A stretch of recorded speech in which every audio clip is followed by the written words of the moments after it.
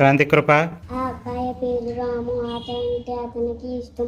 రాము తండ్రి ఊళ్ళో బాగా డబ్బున్న వ్యక్తి. పెద్ద ఇల్లు కూడా ఉంది.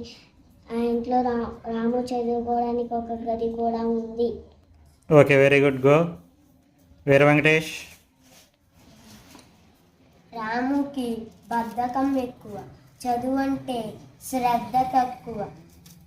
గదిలో పుస్తకాలు ఎక్కడివక్కడ చిందరబందరగా పడేస్తాడు. ఆ రోజు ఆలస్యంగా నిద్ర లేచాడు. Okay, very good. Next Lokesh. ఇంతలో వంటగదిలో నుంచి వాళ్ళ అమ్మ గొంతు వినిపించింది. బాబు, రాము, చుట్టుపక్కల పిల్లలందరూ బడికి వెళ్ళిపోతున్నారు. నువ్వు కూడా త్వరగా తయారవి నువ్వు బడికి వెళ్ళు. కాసేపటి తర్వాత పుస్తకాల సంచిని భుజానికి తగిలించుకొని బయలుదేరాడు. కొంత దూరం నడిచేసరికి దారిలో ఉన్న మామిడి తోటలోకి వెళ్ళాలనిపించి వెంటనే దారి పడ్డాడు రాము.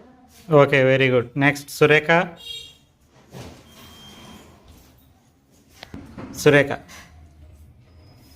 మామిడి తోటకు చేరుకున్నాడు. పారుతున్న నీళ్ళ గలగల, పక్షుల కిలకిలలు, వాటి రెక్కల టపటపలతో పచ్చని ప్రకృతి ఆహ్లాదంగా ఉంది. Okay, next Navdeep.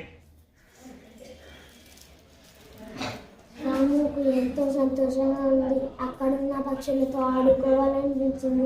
చెట్టు కొమ్మ పైన కాకి కనిపించింది. కాకి కాకి మనం ఆడుకుందామా అని అడిగాడు.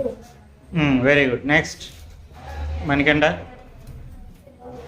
దానికి కాకి, అయ్యో బాబు, రామున్నది రానకాలు, అసలే నాకు గోడి లేదు. అప్పుడు చెట్టుకు సేవించి గోడి కట్టుకుంటుంది.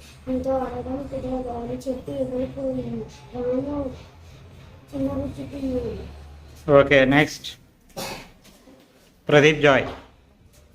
ఇంతలో అక్కడ ఉన్న పువ్వుపై వాలుతున్న తేనెటీగ కనిపించింది. రాము ముఖంలో ఎంతో ఆనందం. తేనెటీగను పలకరించాడు. తేనెటీగ మనం ఆడుకుందామని ఆసక్తిగా అడిగాడు. Okay, next Hema. రాము మాటలను పట్టించుకోకుండా తన పని తను చేసుకుంటూనే, నాకు అంత తీరిక లేదు బాబు, పూల నుంచి తేనెను సేకరిస్తున్నాను. పూలు త్వరగా వాడిపోతున్నాయి. నాకు చాలా చాలా పని ఉంది అని తుమ్మద ఎగిరిపోయింది. నెక్స్ట్ వెంకటలక్ష్మి. రాము దిగులు పడ్డాడు. ఇంతలో ఎదురుగా చీమ కనిపించింది. చీమ మనం ఆడుకుందామా అని ఆత్రంగా అడిగాడు. నెక్స్ట్ నిఖిల్. బాబు, ఇది నేను గింజలు సేకరించుకునే కాదు.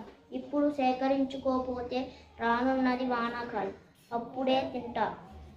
ఇప్పుడు కష్టపడి గింజలు సేకరించి దాచుకుంటే అప్పుడు సుఖంగా ఉండొచ్చు అంటూ గింజలు మోసుకుపోయింది.